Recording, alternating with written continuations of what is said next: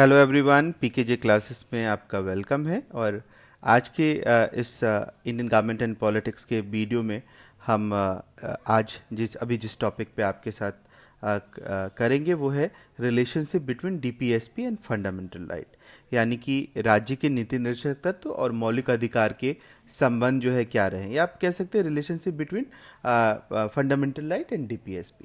तो अगर आप देखें इसको तो इसे कई पॉइंट्स में we are going to present you here, लेकिन उससे पहले मैं आपसे फिर से रिक्वेस्ट करूंगा आप इस चैनल को मैक्सिमम सब्सक्राइब कीजिए, सर्कुलेट कीजिए अपने फ्रेंड्स में, ताकि आपको एक बहुत ऑथेंटिक मटेरियल एक साथ अवेलेबल यहाँ हो रहा है।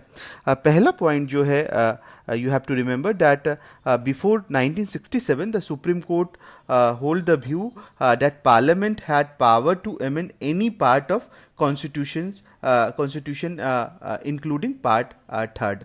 मतलब 1967 से पहले तक सुप्रीम कोर्ट यह विचार रखती थी कि संसद को संविधान के भाग 3 सहित किसी भी भाग को संशोधन करने का अधिकार है ना। मतलब कि पार्लियामेंट जो है किसी भी पार्ट को संशोधन कर सकता है, उसमें अमेंड कर सकता है। और एक खास एग्जाम्पल भी केस का है, गोपालन केस, जिसमें कि ऐसा कहा गया था।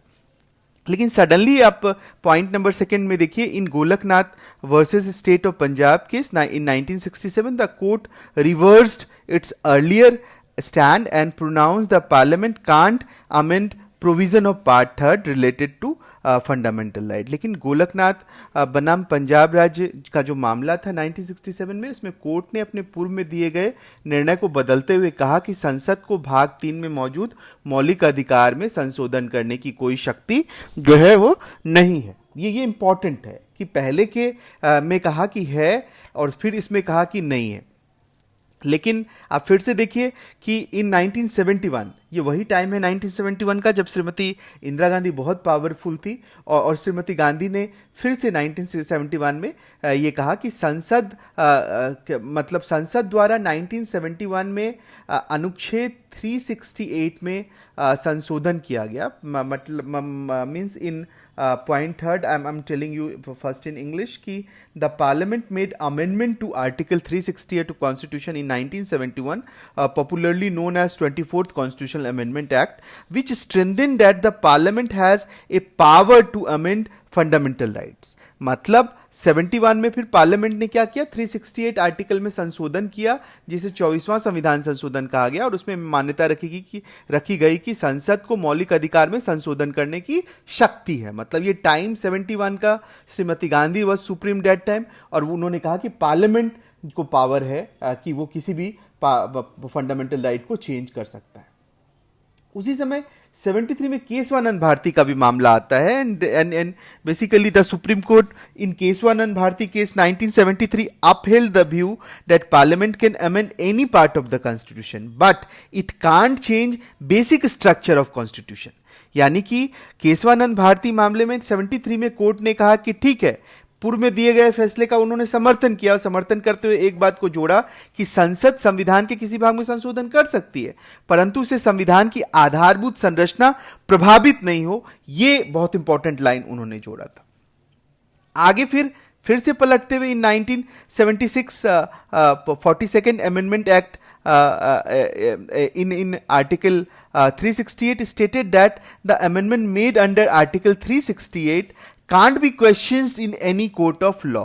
मतलब फिर से आप देखिएगा तो 1976 में जो है 42वां संविधान संशोधन के तहत अनुच्छेद 368 में संशोधन किया गया, और यह भी कहा गया कि इसे किसी भी कोर्ट में चुनौती नहीं दी जा सकती है। इसे जो भी हम अमेंड कर रहे हैं, ये कोर्ट में ये कोई क्वेश्चन का ये सब्जेक्ट नहीं होगा।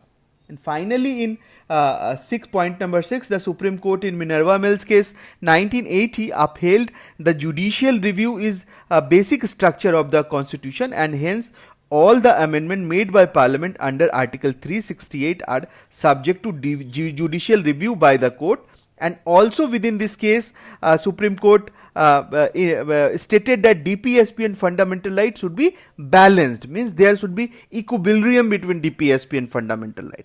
मतलब मिनर्वा मिल्स केस 1980 में सुप्रीम कोर्ट ने कहा, ये माना कि न्यायिक समीक्षा भी संविधान के आधारभूत संरचना के अंतर्गत आता है, जो आप फंडामेंटल, जो आप बेसिक स्ट्रक्चर की बात करते हो, तो जुडिशियल रिव्यू भी उसी के अंतर्गत आता है। एवं पार्लियामेंट के द्वारा जो आर्टिकल 368 में किया गया कोई भी संशोधन है, कोई भी अमेंडमेंट है, उसको कोर्ट की समीक्षा के दायरे में है, यानी कोर्ट में उस पर क्वेश्चन किया जा सकता है। और साथ ही फाइनली जो वर्डिक्ट था, जो फाइनली आदेश था, इसमें ये बहुत इंपॉर्टेंट था कि मौलिक अधिकार और डीपीएसपी के बीच समन्वय बना रहना चाहिए। तो इस तरह से आपने देखा कि इन सारे 6 पॉइंट्स के माध्यम से हमने दोनों के रिलेशनशिप को वाइडली देखा कि कब कोर्ट जो है वो सुप्रीम बनता है। जब कोर्ट सुप्रीम बनता है तो कोर्ट हमेशा चाहता है कि फंडामेंटल राइट को वो ज़्यादा मतलब ज़्यादा प्रेफरेंस दे, और जब पार्लियामेंट सुप्रीम बनता है तो वो हमेशा चाहता था कि डीपीएसपी को ज़्यादा वो पावरफुल बनाए। तो ये दोनों के बीच के रिलेशनशिप को आप इस तरह से देख सकते हैं। Again I am telling you all कि please subscribe this channel, please circulate with your all peer groups. बहुत इंपॉर्टेंट चैनल होने जा रहा है यहाँ, और सभी आपके इंपॉर्टेंट एस्पेक्ट को हम इसमें कवर करने की कोशिश करेंगे। Thank you so much.